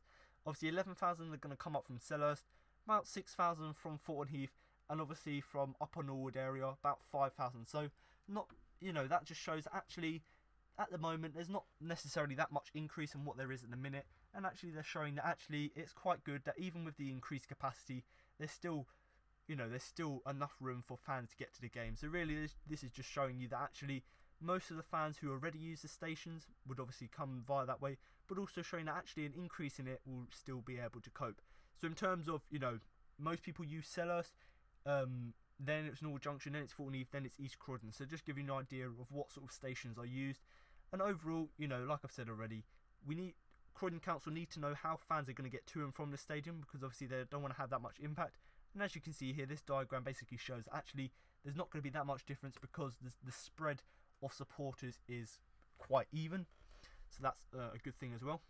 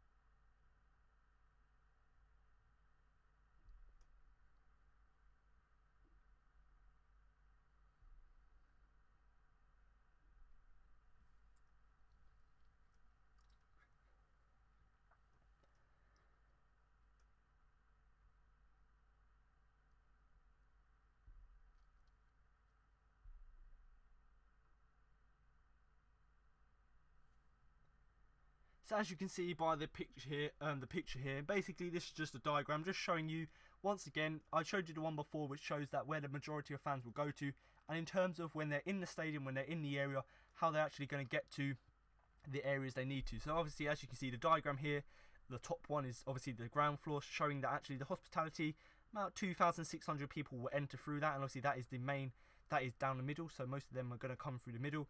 In terms of people going to the upper core or the upper concourses or the lower concourses, about 4,000 people will come through the concourses there, which is midway through the main stand, so about halfway round. The same could be on the other side as well, so it's quite evenly spread. So you've got half the people coming in from Whitehorse Lane, coming in and going halfway around, and then going up to their seats. The same could be said coming from the Holmesdale Road, coming through and obviously going up their area. In terms of the Whitehorse Lane, obviously that's for the lower tier access. That will be from the side, so right by Saints are going to certain areas. So by showing Croydon where people can get in and where people are going to get in, shows that actually there's quite a good spread in terms of, in terms of having the hospitality in the middle and then spreading it out, actually the access to the upper and lower tiers. In terms of the pitch, I already said that they're making the pitch longer. Obviously there's not really much in that in terms of it's going to affect the fans, but that's obviously just to make sure that Palace can obviously host international games. So in terms of the Whitehorse Lane end, they're going to be losing about 690 seats roughly, but what they're doing is they're getting rid of them to make the pitch longer, but also to incorporate about 48 wheelchair seats and obviously 48 companion seats as well. So yes, they're losing a few seats, but what they're doing is them seats are basically being replaced in the corner of the Whitehorse Lane, in the corner of the Arthur Way and the Holmesdale Road, as well as in the new main stand. And what they're doing is they're making it smaller, the seats there, but what they're doing is they're putting most of the wheelchair stuff in there, which is obviously great to see. And as you can see with this little diagram here, shows how actually the Arthurway is going to be connected in the corner to the Holmesdale Road, and the Holmesdale is going to be connected to the main stand. So once again, creating that sort of bowl shape, which is quite a good thing there. In terms of sort of some existing floodlight arrangement, obviously with the new main stand, that's going to have floodlights dotted around, as you can see the little dots there. So that's going to have loads of floodlights on there, and because of the corners where the the Holmesdale's got floodlights on it, and obviously the White Horse Lane has got floodlights on it, because of the new stand, they've obviously got to get rid of them. So what they're going to do is get rid of the tall ones on the White Horse Lane end, and obviously put one, relocate it somewhere else. And in terms of the one on the Holmesdale, what they're going to do, they're going to reconfigure it, so move it around, just to make sure that actually there's not too much light on the certain area of the pitch, because you've got loads of light coming from the new main stand, they've obviously got to adjust stuff, because at the moment that would obviously be shining light on certain areas of the pitch when actually we don't need it, because the new main stand is covering that. And in terms of getting rid of some of the floodlights, they're getting rid of the two standing ones, one on the Holmesdale I believe, and one on the White Horse Lane end. So what they're going to do is, on the Arthurway, because they're getting rid of the gantry, they can of course put floodlights on the roof, which is quite a good thing, obviously having quite good sunlight from that area. So in terms of the additional seats, so they're losing seats in the White Horse Lane end, but what they're doing is this sort of site here, which is obviously all of the facilities, and as you can see here, by building that bit in the corner, because you're getting rid of that branded canvas, you've obviously put in seats there. So what you're going to do is, all of these fans, rather than them going into the Arthurway or the Holmesdale, just build a new concourse for them. Obviously another blank page here. Inclusive access, this is quite boring, some of this stuff, just to go through it quite quickly. So once again, sort of getting access to the new stand. As you can see on the diagram here, I think it's froze a minute here, but just to give you an idea of what it is, all the red dots are lifts which are accessible. So as you can see, in the hospitality areas and at either side, obviously getting you access to the Holmesdale and also the White Horse Lane boxes. Obviously they've got many different lifts there, so once again improving the accessibility, but also allowing different ways to access the different areas of the stand.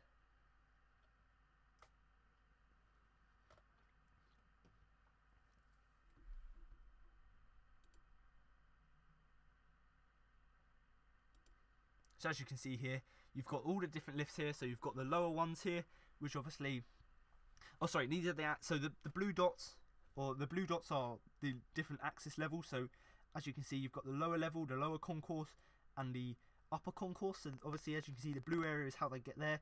And in terms of accessing the hospitality areas, you've got the three lifts there. Obviously, one for the players, and obviously two for hospitality. And obviously, you've got access there via the stairs. Once again, if you want to get up to the upper and lower concourses, you've got another entrance here, as well as obviously having lifts in either side there. And in terms of, once again, a mezzanine level, you've got lifts there, and once again, you've got to the lower level from the Holmesdale Road. You can also have a way to get up into the new main stand again. Once again, just going through here. So basically, going through, the disabled seating. It's quite good that they're increasing it. So at the moment, there's only 93 disabled seats, which really isn't fantastic. You've got some in the Arthurway stand, about 43 there. In the Arthurway stand, the other end, you've got, with the away fans, you've only got 27. And then the Arthurway / the Holmesdale Road, obviously where Sky is, you've only got 23 there, but obviously they're all blocked. And I believe they've obviously got new seats they've added in the main stand as well. But obviously that's not enough to comply with the rules. So what they're going to do is, in the main stand, they're going to have 57 seats. So you've got the front row, which is going to have seats there. And then one of the middle tiers as well is going to have disabled seating. And as well as that, some of the boxes will also have disabled facilities as well, which is great. Obviously, the White Horse Lane stand, that's going to have 48 disabled seats, plus obviously 48 companion seats, which is great to see as well. And obviously that will bring up the total to 105, obviously, in them areas. And obviously the total overall will be 197. So it's great to see that actually the club are investing quite a lot of time in making sure that there are wheelchair areas available. Once again, another blank page here. So views assessment, this is quite boring, but basically it's just showing the stuff in blue is showing what the stand will look like from different areas. Obviously giving you an idea of what it will look like for people who live there. And personally for me, I don't live literally right by the stadium, but I'm sure that they'll much rather look at this nice building made of glass, loads of brickwork, as opposed to the basically the massive white building which is there at the minute. Looks really old, looks quite tatty. So actually I don't think it actually looks that bad, and the design, the fact that they've made it look like the Crystal Palace is obviously a good thing as well. Once again, another blank page here. And here, area schedule, Appendix A. Once again, just loads of boring stuff, so you don't really want to know much about that. Not really much to read in there. Another report here, if you want to read it, you can. This is just basically the visual report. Not really much to say here, but once again, showing what it will look like. So the blue stuff there is what the new stand will look like. Obviously from here, this is the current view from Whitehorse Meadow. That's what it will look like. Same could be said here. That's the proposal one when you're putting all the brickwork in and the metalwork. Looks quite nice, much better than what's there at the moment. Another view here, obviously from Whitehorse Lane. Can't really see much here because of the trees and the housing. Obviously from the Homesdale, obviously you can only see a bit of it, but it looks a lot better than it is at the minute. Obviously once again from the bottom of Homesdale, you can see it here. Obviously as it connects to the Homesdale Road end there, quite a nice structure. Does look better than the current stand there.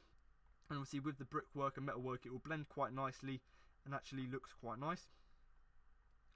In terms of Selhurst Road, you can't really see much there, but you can see the tip of it, which looks quite impressive because of how tall it is. And this is the main image the club have used. You know, once again here, this is actually, as you can see, this is what it looks like at the minute. Quite a nasty building, white looking building with obviously the floodlights sticking out. Now you've got this nice building, looks slightly nicer. And once again, look, the design here looks much better than the current stand is at the minute. And then in terms of from Sainsbury's or from the parking, from the petrol station, as you can see here, you can see once again, much like it's doing with the Homesdale, it connects to the corner here. Once again, all the brickwork and stuff is meant to look like the same, so it all blends in quite well. And this is all the boring bit here, and obviously how they got these images. So this is the last bit here. Nothing really, nothing interesting here. This is just the rest of it, and just telling you how they got their thing together. And if you do want to get any more information, or you want to, you know, find out more about the architect, Nick Marshall is the guy who's designing the new stand. So if you do want to get in contact with him, then of course his details are available here. So that is the end of the brief. Obviously this is what the club submitted with a planning permission. Basically gives you a very detailed analysis and design brief in terms of what the club are going to design. So if you, once again, if you do want to read that, then of course do head over to the link which is in the description below, where you can of course read about that in slightly more detail.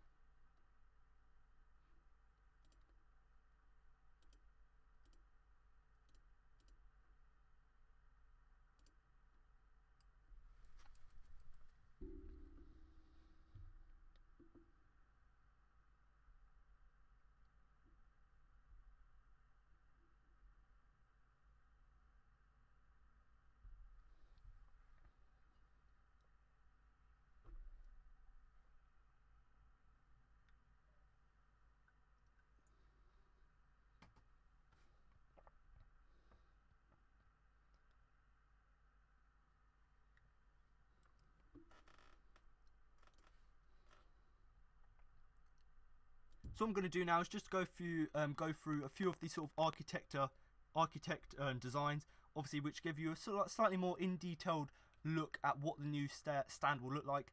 And the first one here is basically just giving you an idea of how the new stands are going to be connected up. So as you can see here, you've got the one at the moment, which obviously has the players tunnel at that side, and obviously the other side you've got the canvas, obviously with the advertising stuff.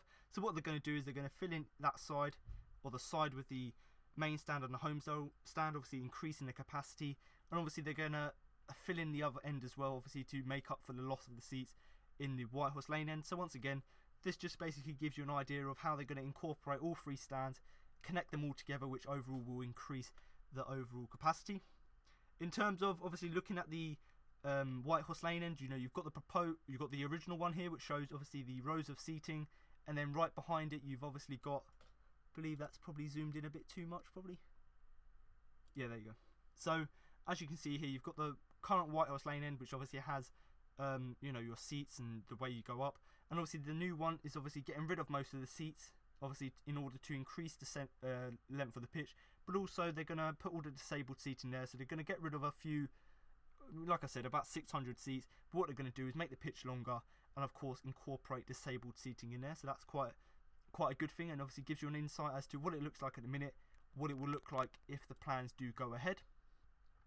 In terms of the corner, obviously, like I've said already, with the with the Arthur Waite and the Homestyle, this is what it's going to look like. They're going to connect the two sides together, so rather than having that branding there, that massive canvas, and of course having the sky box there, they're going to obviously put more seats there, which obviously is going to increase the capacity, as well as putting a new concourse there which will connect to the Arthur Waite. So not only are fans in this little section going to have their own concourse, but also it's going to actually take off some of the pressure from the from the Arthur Waite concourse, by actually allowing some of the people to come into this new concourse, which once again, much like all the other concourses, is obviously got the areas to get drinks and whatever, but also it's got areas with toilets and stuff, which of course is great to see. And in terms of just a side image here, as you can see at the bottom, basically gives you an idea of what it will look like. So you've got the two stands connecting together, and of course you've got all of the facilities at the back there. So in terms of the main design of the new stand, this is the main thing that people want to see. They want to see what the new main stand will look like. This is an image here, basically just looking at it. The red bits is where all of the players and the coaches will be. All of the green stuff, I suppose you could say, is either kitchen stuff, or it's where the club shop and museum and retail is. All of the purple stuff is hospitality, and of course all of the blue sections is where you can get access to the new stand. So as you can see here, you've got the hospitality bit here, you've got 8 doors here. You come into the hospitality and you've got stairs, you go through reception, you've got stairs up to the hospitality bit. As you can see here, the coach gets dropped off here, obviously where you drop off the players. They can all go through the players area, with obviously the new home dressing room, which is significantly bigger than the current one, of course. And then you've got obviously the away dressing room. You've got all the corporate stuff here as well, so you've got the bunker box, you've got tunnel club, and then of course, much like all the clubs have, you've got your media area. So you've got a lovely media conference room here, which is going to be much bigger than the one currently, and obviously much better in terms of having all of the camera facilities, a massive conference hall as well as having all of the areas to do TV interviews, as well as actually having more facilities for storage and stuff. And obviously the fact that they're now going to have a proper media reception is quite good to see. And as you can see, the bits in green here, club shop there, obviously is going to have 2 entrances. You come in, very big area. You've got the club museum as well, which is going to be great in terms of seeing the club's history and just getting a tour around there.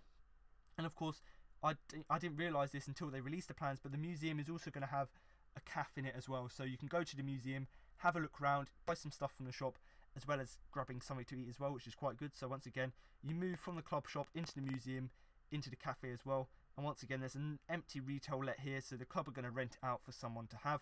And in terms of access points, so you've got hospitality will come in from the front here. And obviously, if you want to get up to the stand, to the upper tiers, then of course you will go through the turnstiles here and there, obviously up to the stand itself. So this just gives you an idea of what it will look like. And once again, the car park here, seating areas there, obviously the bits that will be fenced off, and obviously gives you an idea of what the overall site looks like. And as you can see here, the road goes around the new main stand, which obviously provides access not only for lorries for deliveries and stuff, but also so that their team coach can get in, and so fans can obviously see the players themselves. Obviously moving on now to the mezzanine floor. So that was the ground floor, this is the mezzanine floor.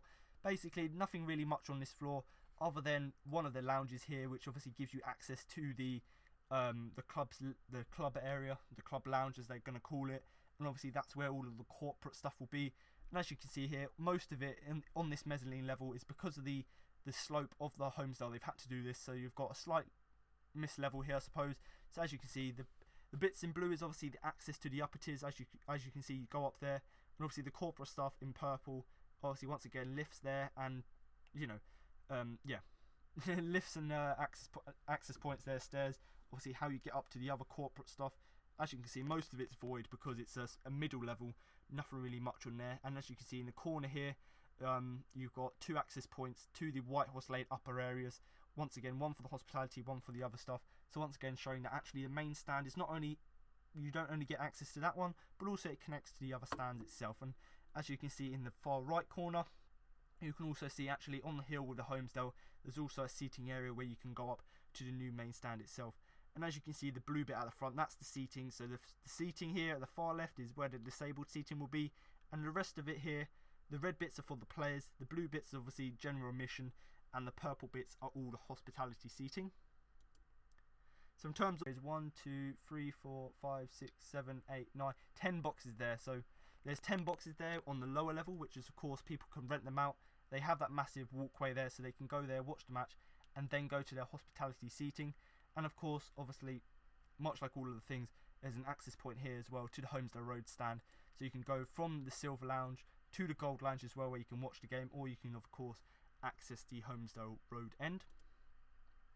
So in terms of the 4th floor, once again, down below, obviously you can see this is where the seats will be in the boxes for the other stand. If you go up a level to the next floor, once again, this is all no general admission here, this is all for the corporate, but once again you've got the stairs either side. Then of course you've got all the corporate stuff here, so you go through the reception, you obviously get told which area to go to. You've got the networking lounge here with a bar, so obviously you can talk to people in front of that massive glass panel which shows the pitch. And of course you can move over to your areas, so you've got all the different boxes here, so you can obviously sit in there on your own. And of course, once again, you've got, this is the Platinum Lounge, which obviously is a higher range one, and once again you can walk along. It gives you access to the White Horse Lane end, but you have to go down a level and then connect via there. And in terms of the facilities they're getting rid of, obviously in the corner between the Arthurway and the Homesdale, they're getting rid of the Sky. So on the 4th floor, this is obviously closed off for the public, but they're also having 2 new TV studios, as well as a storeroom as well as a place for all the equipment. So they're not only providing one sort of one studio, but they're also providing 2. So maybe one for Sky, one for BT. So once again, access there. But once again, it's looking pretty good in terms of actually having the hospitality there, loads of stuff, and this is what's going to make Palace money. You know, it's not just about general admission seats, but also it's about making money from the hospitality. So as you can see here, you've obviously got the various lounges and boxes. So in terms of the 4th floor, this is all general admission. So above the 4th floor, there is actually no corporate stuff. So this will be where all the general admissions will be. But in terms of premium general admission, so you might have a premium ticket, you can walk through to the White Horse Lane end, obviously look through that glass panel, but also get lifts down to that White Horse section. Also, obviously this is where all the stairs come up, so there's 3 stairways. Obviously they all come out here to the upper concourse, which is really massive in comparison to what it is in a minute. And much like all of the other levels, there's bars here, there's toilets here, everything you would need. And much like, or unlike the one at the minute, it's actually an increase in what there is at the minute. And once again, there is a walkway with stairs that go down you know, to the Homesdale, but I don't think that will be open for the public. And obviously the floor below that was where all the TV studios are. The floor above, this is where the sort of the general control room will be. So as you can see here, obviously the stadium PA will be in the corner there, as you can see in yellow, and the bit next to it is where the stadium control will be. So that's obviously where they will control the stadium in terms of looking at crowd, looking at the cameras, making sure everything is in order. So as you can see here, you've got your general admission seats here, so you basically go through the gaps between the toilets and the concessions, go through to your seats there. And once again, it's quite a good design, and once again there is a lift there as well for anyone who, not necessarily for disabled access, as there's nothing disabled on the upper levels, but it will give people you know, a chance to get up as well. And obviously, once again, the bits in yellow, this is where all the TV gantries will be. So rather than having them on the Arthurway, get rid of them, improve the sight lines and put them on here. So you've got the different cameras here, and obviously where all of the likes of, for example, Croydon Advertiser, they will be here. Obviously that is their zone to write stuff. And of course you've got the cameras at the middle, but also you've got the 18-meter cameras either side as well. So once again, great good design here overall. So once again, moving up to the 5th floor, once again, much like the floor below, it's all general admission seats, and the only real thing that is on this floor, because it's the highest floor, it's all plant rooms, so where, you know, all the power will be and stuff, but also it has media access as well, so they can get the lift down or walk down the stairs right down to the reception. But also, you know, they've obviously got access to the top bit, so of course you've got the cameras at the front, but also at the back of the stand, at the back of the stand you've also got the areas where the likes of the newspapers will be, and obviously they have an access down here, which is better than the one they've got at the minute, because the gantry at the minute you have to walk up a ladder, whereas here you've actually got proper stairs and a lift as well, which will allow you to get to these areas here. And as you can see, either side there's a flat roof which will cover the seats below, but also connects up to the stands. So moving up to the roof plan, this is quite boring, no one really cares about the roof, but it gives you an idea of the scale of it. You know, the fact that it's got the main roof here, which will cover the main seating, flat roof either side, which will has, you know, where all the TV stuff and where the hospitality will be with the massive glass panels, and of course the bit in the middle, it will have this massive I don't even know how to describe it. I suppose it's just yeah, it's just a massive arch, I suppose, which will hold up the front, hold up the roof. So we'll have that going along with the other roof coming out there, and as you can see, it obviously connects up with the homesdale to ensure that the seats underneath are of course covered. So not really much to read in there, but this gives you an idea of the shape of the roof and obviously the access points around it. So in terms of the landscape, I already showed you this earlier on, but once again, you've got the car park here on a non-match day. So on a non-match day, this is obviously all car park. The two hospitality boxes, so where the food will be, they will be slid across, so you have access to the car park there and there. Two fences here and here will be also slid across, and of course all the TV stuff will be away, so there will be seats there. And of course, in comparison to that, on a match day, it's going to be the same with cars there and there with the lorries there. But of course, the fences go along here and here, allowing lorries to park there. The food bits go across there and there, which allows a plaza area where all the fans can go, but also seating areas here, here and here. Obviously they also allow fans to sit down before the match rather than just all going in the stadium, which is quite a good experience. And I personally think the football pitches there are a great idea, something for the community. So once again, giving back to the community, which is of course a good thing. So in terms of just a few cross sections, this just you know, gives you an idea of the scale of it. So you walk into the hospitality entrance. Obviously it's got the stairwells there which allow you access to the different hospitality areas. You've got all of the behind the scenes kitchen stuff there as well, and also you've got the terrace at the front as well, so the people in hospitality can walk out there, obviously have a view of the stand. Obviously you've got all the players area here, the players tunnel as well, which is slightly further down, and then they walk up to the pitch. Once again, all of the different hospitalities there, with of course the lower concourse and the upper concourse in between there with the different boxes here. So you've got the three different levels basically, two which are general admission, and then you've got the bit in the middle which is of course for all the hospitality. So just giving you an idea of what it will look like. And once again, the roof truss, that was the word I was looking for, that of course spreads the whole length of the roof. Another one here, obviously this is where another corporate thing is. So you've got the club shop and museum on this level here, so once again showing how big they are in terms they take up 2 levels. You've got the players box as well, which is another corporate facility, so players can actually, fans can go in there and, you know, get amongst the action. You've got the yellow bits here, which is where all the media stuff will be.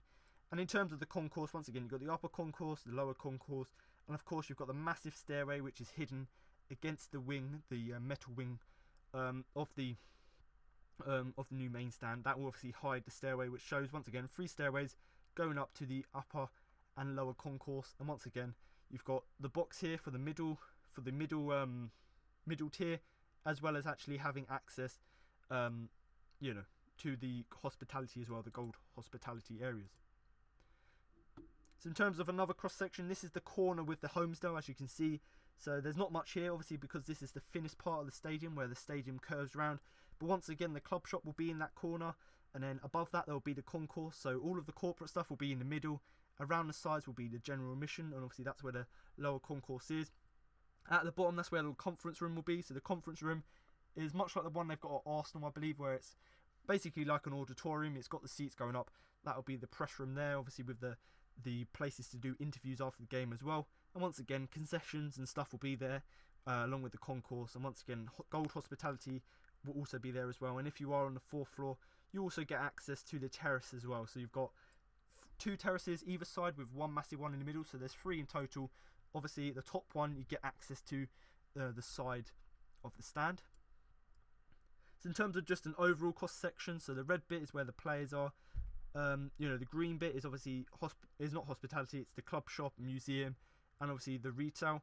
The other green here is obviously where all of the food preparation will be, and of course the blue bits are the concourses, which shows that either side you've got your concourses for general admission, and then at the top you've got all general admission, and then in the middle and obviously at the sides you've obviously got the different premium areas as well. Gives you an idea of the scale of it, the fact that you've got your main bits at the bottom, the players area, the hospitality entrance, as well as the club shops and stuff, and then above that you've got your concourses either side with all your corporate stuff in the middle.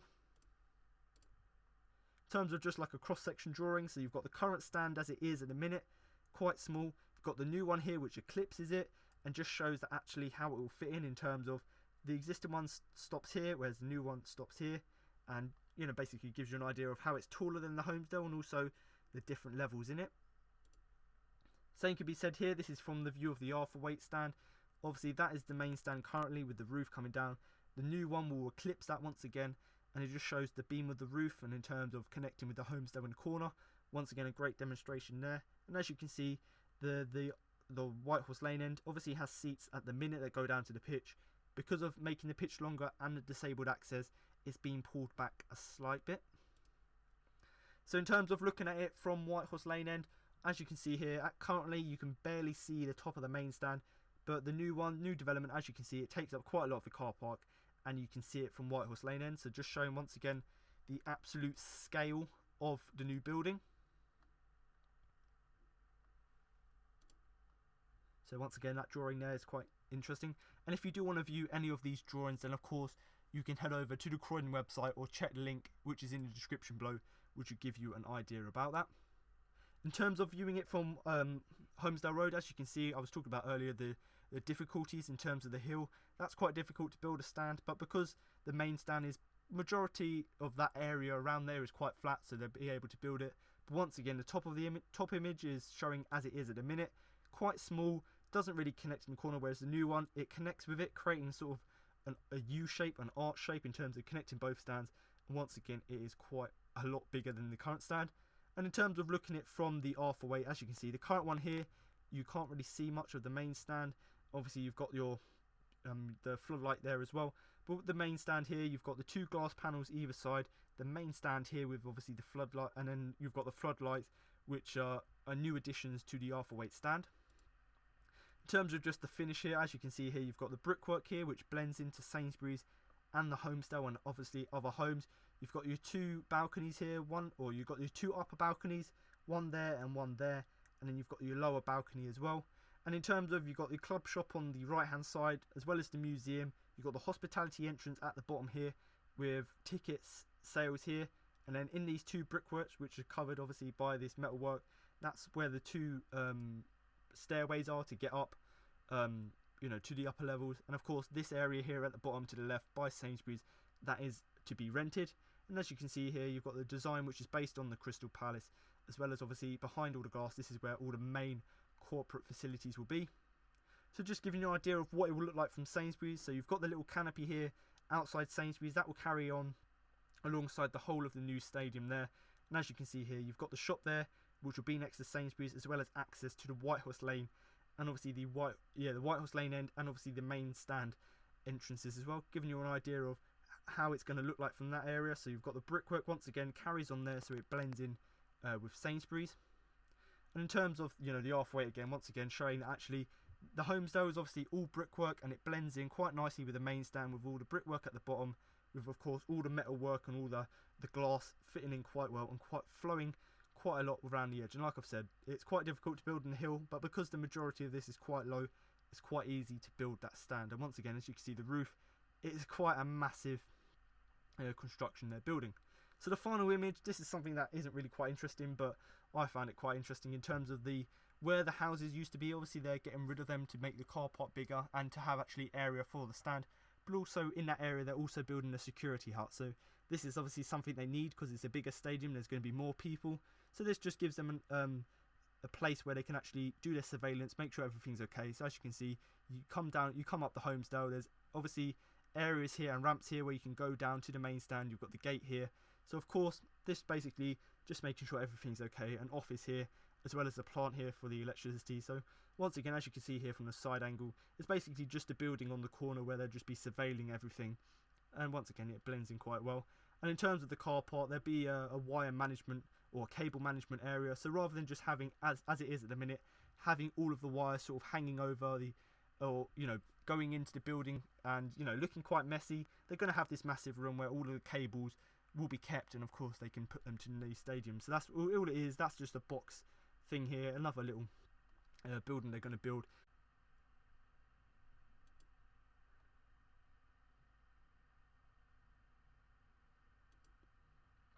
So now I've come to the end of obviously showing you the planning application, and just, you know, going through some of the images, some of the photos, just basically going through what the new stadium will look like. And like I said at the beginning, if you are still watching, or if you're watching this back again as a video, obviously do keep an eye on the links in the description below. You know, if you want to find out more, then click the link which will show you the planning application, but also do click the link and do post your comments so that obviously Croydon Council can obviously get your views of the development and also what you see, because what you think of it, because the more people they get in support of it, the more likely they are to accept the planning permission. So anyway, I don't think I had many people watching live, but thank you if you were watching throughout the whole stream, and I do obviously thank you for tuning in.